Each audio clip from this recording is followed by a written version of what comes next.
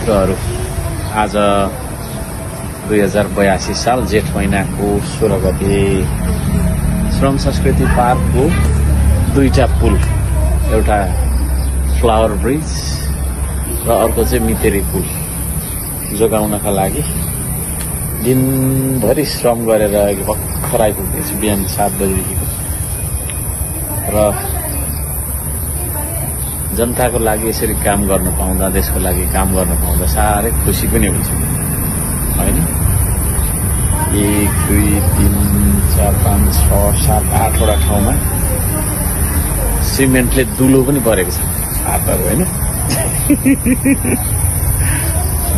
र यसरी काम गर्न पाउँदा बडो खुसी लाग्छ के मलाई चाहिँ। तपाईलाई कस्तो लाग्छ? भर्खर आइपुग्यो मेरो स्टेसनमा भनौँ न हैन।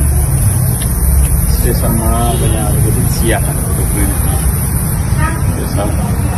सबैजनाले देशका लागि काम गर्नु है, श्रम गर्नु भन्न चाहन्छु।